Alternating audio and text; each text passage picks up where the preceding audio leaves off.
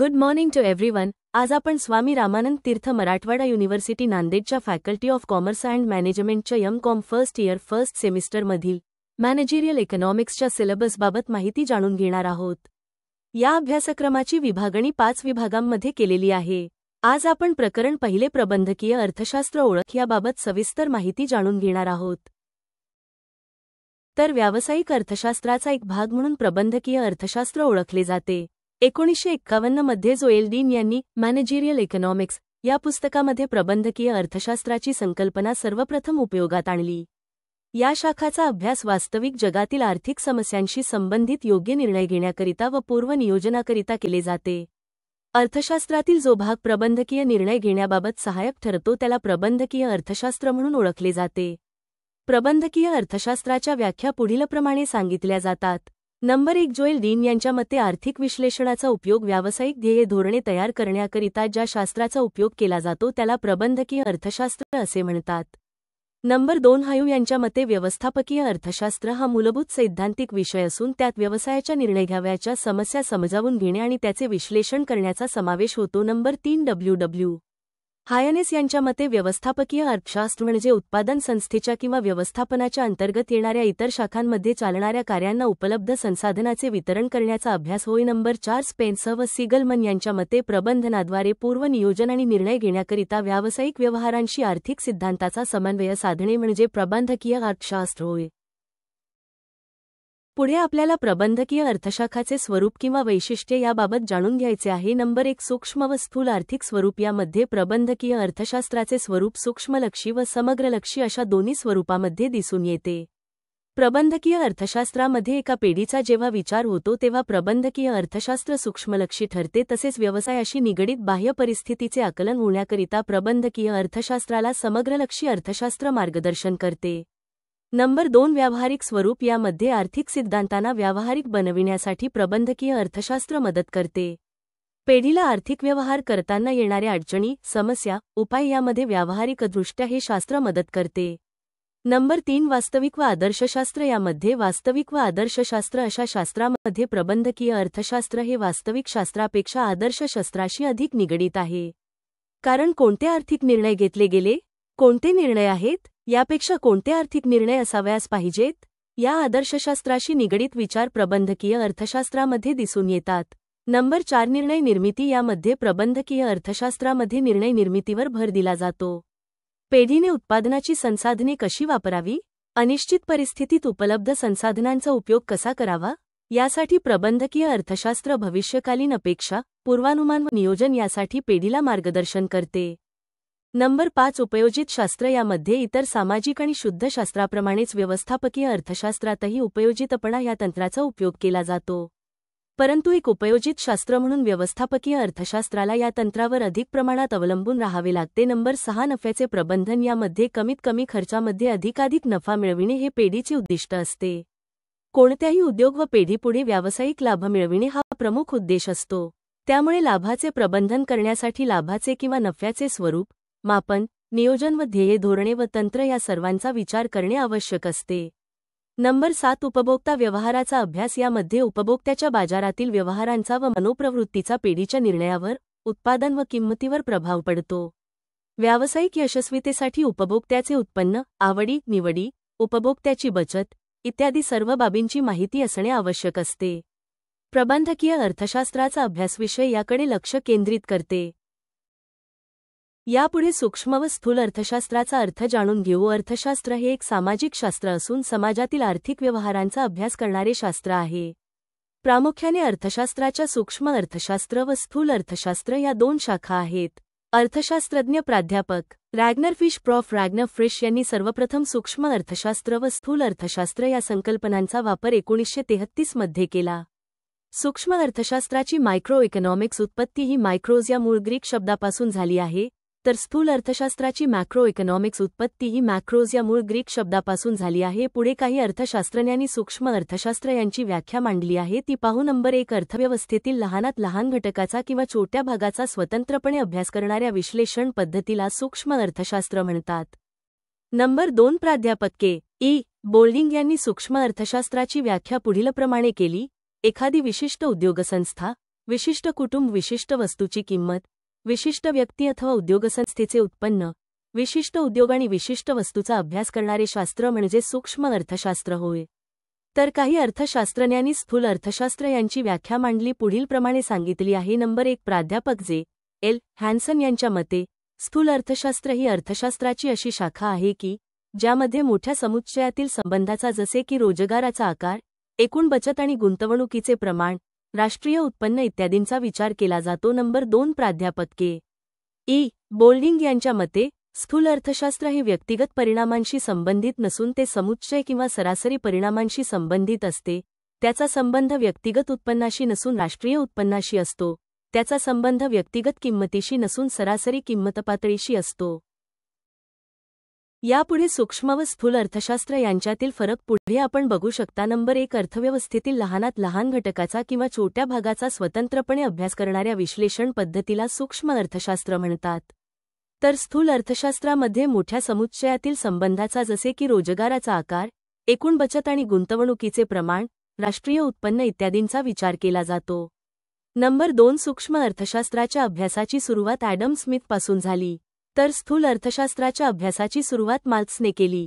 Number 3 सूक्ष्म अर्थशास्त्रात व्यक्ती, संस्था या लहान घटकांचा विश्लेषणात्मक अभ्यास केला जातो. तर स्थूल अर्थशास्त्रात एकूण गट, उद्योग या सर्व घटकांचा एकत्रित अभ्यास केला जातो. नंबर 4 सूक्ष्म अर्थशास्त्र हे वस्तुनिष्ठ किंवा व्यक्तिनिष्ठ असते, तर स्थूल अर्थशास्त्र हे समाजनिष्ठ किंवा राष्ट्रनिष्ठ असते. नंबर 5 सूक्ष्म अर्थशास्त्राचा अभ्यास काही गृहीतावर आधारलेला असतो, तर स्थूल अर्थशास्त्राचा अभ्यास गृहीतावर आधारलेला नसतो. नंबर 6 सूक्ष्म अर्थशास्त्र हे निव्वळ तत्वांची किंवा सिद्धांताची चर्चा करते, तर स्थूल अर्थशास्त्र हे केवळ सिद्धांताची चर्चा न करता राष्ट्राला उपयुक्त अशा विविध धोरणांची चर्चा करते. नंबर 7 सूक्ष्म अर्थशास्त्र सीमांत उपयोगिता विश्लेषणावर आधारित आहे, तर स्थूल अर्थशास्त्रात सीमांत उपयोगिता विश्लेषणाला स्थान नाही. नंबर 8 सूक्ष्म अर्थशास्त्रात व्यक्तिगत घटकाचा अभ्यास केला जातो, तर स्थूल अर्थशास्त्रात अर्थव्यवस्थेतील समुच्चय याचा किंवा सरासरीचा अभ्यास करतात.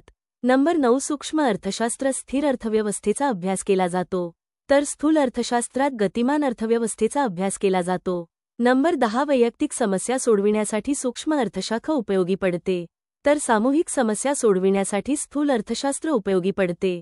नंबर 11 निरनिराळ्या ठिकाणी व निरनिराळ्या व्यवसायात वेतनात फरक का असतो यांचे विश्लेषण सूक्ष्म अर्थशास्त्रात केले जाते, तर सर्वसाधारण वेतनाची पातळी आणि वेतनदर यांचे विश्लेषण स्थूल अर्थशास्त्रात केले जाते. नंबर 12 सूक्ष्म अर्थशास्त्रात आंतरराष्ट्रीय व्यापाराशी संबंधित असणाऱ्या विशिष्ट घटकांचा अभ्यास केला जातो, तर स्थूल अर्थशास्त्रात आंतरराष्ट्रीय व्यापार, आंतरराष्ट्रीय किंमती, आंतरराष्ट्रीय रोखता याविषयीचे प्रश्न अभ्यासले जातात. नंबर 13 सूक्ष्म अर्थशास्त्राची व्याप्ती, उत्पादन, मूल्य निश्चिती, घटक किंमतीचे निर्धारण, बाजार यंत्रणा व साधन संपत्ती वाटप, उत्पादनविषयक सिद्धांत आणि कल्याणकारी अर्थशास्त्र या विषयांपर्यंत पसरली आहे. तर स्थूल अर्थशास्त्राच्या व्याप्तीत राष्ट्रीय उत्पन्न, विश्लेषण, आर्थिक विकास, उत्पन्न व रोजगाराची पातळी, सार्वजनिक वित्त व्यवहार, आंतरराष्ट्रीय व्यवहार यासारख्या विषयांचा समावेश होतो. यापुढे व्यवसाय चक्राचे टप्पे पाहू. 1 बूम तेजी, उत्पादन, रोजगार आणि गुंतवणुकीत झपाट्याने वाढ होते, बाजारात सकारात्मक वातावरण असते. 2 पीक, सर्वोच्च टप्पा, अर्थव्यवस्था तिच्या सर्वोच्च क्षमतेवर कार्य करते, परंतु यानंतर घसरण सुरू होऊ शकते. 3 रिसेशन, मंदी, मागणी कमी होते, उत्पादन घटते आणि बेरोजगारी वाढते, उद्योगधंदे मंदावतात. 4 डिप्रेशन, तीव्र मंदी, ही मंदीचा गंभीर टप्पा असून अर्थव्यवस्थेची स्थिती अत्यंत वाईट होते. 5 क्रायसिस, संकट, आर्थिक यंत्रणा कोलमडते, सरकारला हस्तक्षेप करावा लागतो. 6 रिवायवल, पुनरुज्जीवन, मागणी हळूहळू वाढते, रोजगार निर्मिती सुरू होते आणि अर्थव्यवस्था सावरण्यास लागते. पण यामध्ये वेगवेगळ्या विचारवंतांद्वारे यापैकी फक्त 4 टप्प्यांचा विचार केला आहे. यापुढे चक्रीय चढउतारांचे व्यवस्थापन कसे केले जाते ते पाहू. क्रियाकलापांमधील चढ उतार हे आर्थिक क्रियाकलापांची स्थिर पातळी दर्शविणारी क्षैतिज रेषेच्या संदर्भात मोजले जाते. तथापि जर वेळ मालिका लक्षणी दीर्घकालीन ट्रेंड प्रकट करते, तर अंदाजित ट्रेंड लाईनमधील अहवाल किंवा वास्तविक बिंदूंचे अनुलंब विचलन मोजले जाते आणि स्पष्ट चित्र प्राप्त करण्यासाठी स्वतंत्रपणे प्लॉट केले जाते. अंतर्निहित व्यवसाय चक्रातील बऱ्याच आर्थिक चलने कालांतराने चढ उतारांमधून जातात आणि अर्थव्यवस्थेला समृद्धी आणि मंदीच्या कालावधीचा संपूर्ण अनुभव येतो. एका वर्षात उत्पादित वस्तू सेवांचे प्रमाण GDP हे समृद्धीचे माप आहे. वास्तविक व्यवसाय चक्र वास्तविक GDPमधील बदलांद्वारे मोजले जाते. ते देशाच्या सीमेमध्ये उत्पादित केलेल्या सर्व वस्तू आणि सेवांचे बाजार मूल्य आहे, ज्याचे बाजार मूल्य स्थिर किंमतींमध्ये मोजले जाते विशिष्ट आधार वर्षाच्या किंमती. नंबर 1 एक्सपॅन्शन और बूम हा व्यवसाय चक्रातील कुंडापासून शिखरापर्यंतचा कालावधी आहे, ज्या दरम्यान उत्पादन आणि रोजगार वाढतात. आकुंचन मंदी किंवा घसरगुंडी हा व्यवसाय चक्रातील शिखरापासून कुंडापर्यंतचा कालावधी आहे, ज्या दरम्यान उत्पादन आणि रोजगार कमी होतात. नंबर 2 पीक सर्वोच्च टप्पा या टप्प्यावर मागणी, उत्पादन आणि महागाई उच्च पातळीवर असते. महागाई नियंत्रणासाठी सरकार व्याजदर वाढवते व सार्वजनिक खर्च मर्यादित करते. मूल्यवाढ रोखण्यासाठी मौद्रिक धोरणे कठोर केली जातात. नंबर 3 रिसेशन आणखी 2 तिमाहीत एकूण उत्पादन वास्तविक GDPमध्ये घट. गुंतवणूक, रोजगार आणि उत्पादनात घट, उत्पन्न, खर्च, किमती आणि बँक कर्जातील नफा कमी. व्यवसायाचा विस्तार थांबतो ज्यामुळे नैराश्य येते. नंबर 4 डिप्रेशन आर्थिक क्रियाकलापांची पातळी अत्यंत कमी आहे. देशाचे उत्पन्न, उत्पादन, रोजगार, किमती, नफा खूप कमी आहे. संस्था कमी किंमत ठरवतात ज्यामुळे कमी नफा, कमी वेतन, लोकांना त्रास होतो, व्यवसाय बंद होतो. नंबर 5 क्रायसिस संकट टप्पा हे आर्थिक घसरणीचे तीव्र रूप असते, जसे की वित्तीय संस्था अपयशी होणे, मोठ्या प्रमाणात बेरोजगारी, सरकार मदत पॅकेज, बँक बचाव योजना व सार्वजनिक खर्च वाढवून अर्थव्यवस्थेला आधार देते. नवीन रोजगार निर्मिती व गुंतवणुकीला चालना दिली जाते. नंबर 6 रिवायवल उत्पादन, रोजगार, उत्पन्न आणि किमतीत मंद वाढ. मागणी, गुंतवणूक, बँक कर्ज, अग्रिम वाढ यामुळे पुनर्प्राप्ती होते, समृद्धीचे पुनरुज्जीवन होते. पुढचा मुद्दा महागाईवर नियंत्रण ठेवण्याच्या पद्धती. महागाई म्हणजे वस्तू व सेवांच्या किंमतींमध्ये सातत्याने होणारी वाढ. यामुळे सामान्य जनतेचे जीवनमान प्रभावित होते. त्यामुळे सरकार व रिझर्व्ह बँक विविध धोरणांच्या माध्यमातून महागाईवर नियंत्रण ठेवण्याचा प्रयत्न करतात. नंबर 1 मौद्रिक धोरण मॉनिटरी पॉलिसी. रिझर्व्ह बँक व्याजदर वाढवते, जेणेकरून कर्ज घेणे महाग होते व खर्च कमी होतो. चलन पुरवठ्यावर नियंत्रण ठेवले जाते. चलन तूट निर्माण केली जाते, ज्यामुळे मागणी कमी होते. नंबर 2 राजकोषीय धोरण फिस्कल पॉलिसी. सरकार आपला खर्च मर्यादित करते. कर वाढवून नागरिकांची खर्च करण्याची क्षमता कमी केली जाते. अनुदान कमी करून मागणीवर नियंत्रण ठेवले जाते. नंबर 3 पुरवठा वाढवणे इन्क्रीजिंग सप्लाय. उत्पादन व आयात वाढवून बाजारात वस्तू व सेवांची उपलब्धता वाढवली जाते. यामुळे किंमतीवर ताण कमी होतो. नंबर 4 साठेबाजीविरुद्ध कारवाई अँटी होर्डिंग मेजर्स. साठेबाजी करून कृत्रिम टंचाई निर्माण करणाऱ्यांवर कारवाई केली जाते. तपासणी, जप्ती व दंड अशा उपाययोजना केल्या जातात. नंबर 5 आयात धोरण इम्पोर्ट पॉलिसी. गरजेच्या वस्तू मोठ्या प्रमाणावर आयात केल्या जातात. यामुळे देशांतर्गत पुरवठा वाढतो आणि किंमती कमी होतात. थोडक्यात सांगायचे म्हणजे महागाई नियंत्रित करण्यासाठी मौद्रिक आणि राजकोषीय धोरणासोबतच वस्तूंचा पुरवठा वाढवणे, साठेबाजांविरुद्ध कारवाई करणे व आवश्यक वस्तूंची आयात करणे गरजेचे असते. ही सर्व पावले समन्वयाने राबविल्यास महागाईवर प्रभावी नियंत्रण ठेवता येते. पुढे आपण महागाईविरोधी उपाय जाणून घेऊ. मॅक्रो लेव्हल आर्थिक धोरणाची महत्त्वाची साधने म्हणजे चलनविषयक धोरण आणि वित्तीय धोरण. चलनविषयक धोरण पैशाचा पुरवठा आणि अर्थव्यवस्थेतील पत उपलब्धता नियंत्रित करते. ते कर्ज आणि कर्ज या दोन्ही व्याजदरांशी संबंधित आहे. व्यापारी बँका ही 2 साधने महागाई नियंत्रित करण्यासाठी आणि तिची तीव्रता कमी करण्यासाठी वापरली जातात. नंबर 1 चलनविषयक उपाय. अर्थव्यवस्थेतील खूप जास्त पैसा ही मूलभूत समस्या असल्याने केंद्रीय बँकिंग अधिकारी पैशांचा पुरवठा आणि पत कमी करण्यासाठी विविध साधनांचा वापर करतात. नंबर 2 वित्तीय उपाय द्वारे कर आकारणी, सार्वजनिक खर्च आणि कर्ज घेणे यामध्ये योग्य उपाययोजना करून सरकार महागाईला आळा घालू शकते. पुढील प्रकरणामध्ये या 2 उपायांची सविस्तर चर्चा केली आहे. नंबर 3 नंबर क उदारीकरण, खाजगीकरण आणि जागतिकीकरण प्रारूप. Liberalisation, privatisation, globalisation model of development म्हणजेच LPG मॉडेल होय. 24 जुलै 1991 रोजी तत्कालीन केंद्रीय वित्तमंत्री डॉ. मनमोहन सिंग यांनी उदारीकरण, खाजगीकरण आणि जागतिकीकरण धोरण भारताने स्वीकारल्याचे जाहीर केले. वाढत्या जागतिक स्पर्धेत टिकण्यासाठी तसेच जलद आर्थिक विकास साध्य करण्यासाठी भारताने LPG प्रारूप स्वीकारले. 1991 पूर्वी भारतीय अर्थव्यवस्था ही बऱ्यापैकी बंदिस्त स्वरूपाची होती. सार्वजनिक क्षेत्रावर बराच भार होता. तसेच औद्योगिक परवाना धोरणामुळे खाजगी उद्योगांना फारसा चाब नव्हता. सार्वजनिक उपक्रम तोट्यात चालत होते व त्या तोट्याचा भार सामान्य जनतेला सोसावा लागत होता. त्यामुळे उदारीकरण धोरण स्वीकारून आधी सार्वजनिक उपक्रमातील तोटा कमी करण्याचा प्रयत्न केला गेला. त्यासाठी निर्गुंतवणुकीचा पर्याय स्वीकारण्यात आला. सौरभात चालणाऱ्या उद्योगातील शासकीय गुंतवणुकी टप्प्याटप्प्याने कमी करून खाजगी उद्योगांना त्यात गुंतवणुकीस प्रोत्साहन देण्यात आले. त्याचबरोबर बऱ्याच सार्वजनिक क्षेत्रात परकीय थेट गुंतवणूक व परकीय संस्थात्मक गुंतवणुकीस परवानगी देण्यात आली. यामुळे मोठ्या प्रमाणावर खाजगीकरणास सुरुवात झाली. अनेक औद्योगिक सुधारणा हाती घेण्यात आल्या. त्यामुळे खाजगी उद्योगांचे प्रमाण अर्थव्यवस्थेत वाढू लागले. याचा एकंदर परिणाम देशातील अर्थव्यवस्थेला बळकटी मिळू लागली. 1991 पूर्वी देशाचा राष्ट्रीय उत्पन्नाचा दर 4% ते 4.5% प्रतिवर्ष इतकाच होता. तो 1991 नंतर वाढू लागला. उदारीकरण, खाजगीकरण आणि जागतिकीकरण धोरणांद्वारे खालील काही महत्त्वाचे बदल अर्थव्यवस्थेत घडवून आणण्यात आले.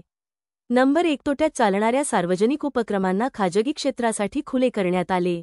परंतु बऱ्याच सार्वजनिक उपक्रमांमध्ये खाजगी गुंतवणूकदारांनी गुंतवणूक केली नाही. परिणामी शासनाने काही नफ्यातील सार्वजनिक उपक्रमांमध्ये निर्गुंतवणूक धोरण राबवले व त्याच्या मिळकतींमधून आर्थिक तूट भरून काढण्याचा प्रयत्न केला. नंबर 2. खाजगी गुंतवणूकदारांना प्रोत्साहन देण्यासाठी शासनाने परवाना धोरण रद्द केले व अनेक कायद्यांमध्ये शिथिलता आणली. नंबर 3. शासनाने मक्तेदारी प्रतिबंधक व्यापार कायद्यात बदल केले. त्याचबरोबर गुंतवणुकीच्या मर्यादा उठवून खाजगी गुंतवणूकदारांना प्रोत्साहन देण्याचे कार्य करण्यात आले. नंबर 4. उच्च प्राथमिकता क्षेत्रात शासनाने 51% पर्यंत परकीय थेट गुंतवणुकीला मंजुरी दिली. परकीय तंत्रज्ञान व तांत्रिक सहाय्य घेण्यासाठी कोणत्याही परवानग्याची आवश्यकता ठेवली नाही. नंबर 5. सार्वजनिक क्षेत्रातील आजारी उद्योगांना पुनरुज्जीवित करण्यासाठी व त्यांचे योग्य पुनर्वसन करण्यासाठी औद्योगिक व वित्तीय पुनर्गठन मंडळाकडे तसे अधिकार देण्यात आले. अशा उद्योगातील कामगारांच्या पुनर्वसनासाठी विशेष कृती कार्यक्रम आखण्यात आला. नंबर 6. सार्वजनिक क्षेत्रातील उद्योगांची कार्यपद्धती बदलण्यासाठी सार्वजनिक उपक्रमांना अधिक स्वातंत्र्य व सहायता देण्यात आली. तसेच त्यांचे व्यवस्थापन अधिक व्यावहारिक करण्यावर भर देण्यात आला.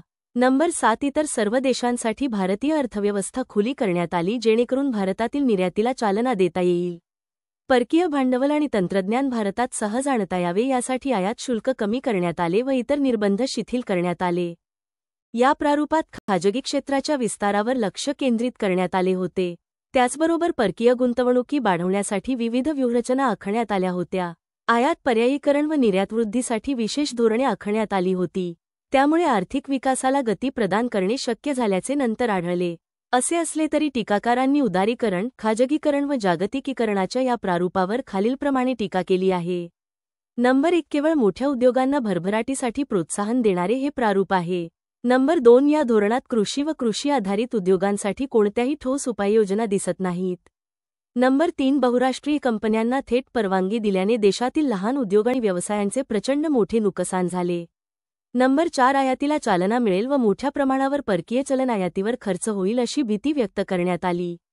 नंबर 5. या प्रारूपात भांडवलवादाला प्रोत्साहन देण्यात आले, परंतु त्यातून निर्माण होणाऱ्या रोजगार संधी तुलनेत अल्प असल्याचे निरीक्षण नोंदवण्यात आले. पुढे आपण बिझनेस फर्म, इंडस्ट्री यातील फरक जाणून घेऊ.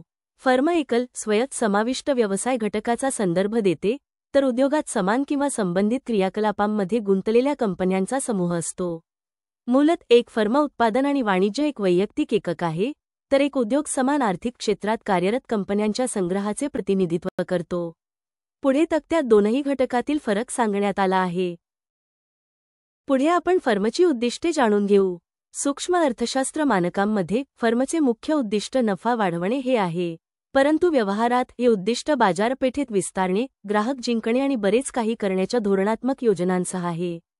पुढे तक्त्यात फर्मची उद्दिष्टे व ते कसे केले जाते ते सांगण्यात आले आहे. पुढे आपण अर्थव्यवस्थेच्या मूलभूत समस्या काय आहेत ते जाणून घेऊ. नंबर 1. काय उत्पादन करावे? What to produce? मर्यादित संसाधनांचा वापर करून कोणत्या वस्तू व सेवा निर्माण करायच्या हे ठरवणे ही एक महत्त्वाची समस्या आहे. म्हणजेच अन्नधान्य, औषधे, शिक्षण, संरक्षण इत्यादीपैकी कोणत्या क्षेत्रांना प्राधान्य द्यायचे? नंबर 2. उत्पादन कसे करावे? How to produce? उत्पादनासाठी कोणती तंत्रज्ञान पद्धत वापरायची, जसे श्रमप्रधान लेबर इंटेन्सिव्ह की भांडवलप्रधान कॅपिटल इंटेन्सिव्ह याचा निर्णय घेणे आवश्यक असते. नंबर 3 कोणासाठी उत्पादन करायचे? For whom to produce? निर्मित वस्तू व सेवांचा उपभोग कोण करणार? श्रीमंत की गरीब? हा निर्णय सामाजिक समानता व वितरणावर परिणाम करणारा असतो. नंबर 4 बाजार यंत्रणा या समस्या कशा सोडवते? How does the market mechanism solve these problems? मूल्य यंत्रणा प्राइस मेकॅनिझम म्हणजे मागणी व पुरवठा यांच्या आधारावर किंमती ठरतात आणि त्यानुसार संसाधनांचे वाटप होते. म्हणजेच बाजारात ज्या वस्तूंना जास्त मागणी आहे त्या उत्पादनास प्राधान्य दिले जाते. ठीक आहे, तर मी येथे थांबते. व्हिडिओ आवडला असेल तर व्हिडिओला लाईक करा, कमेंटमध्ये माहिती कशी वाटली नक्की सांगा. चॅनलला सबस्क्राईब करा व बेल आयकॉन चालू करायला विसरू नका, ज्याने नवीन व्हिडिओ आल्याची नोटिफिकेशन तुम्हाला कळेल. Subscribe to this YouTube channel SRTMUN notes question paper. धन्यवाद.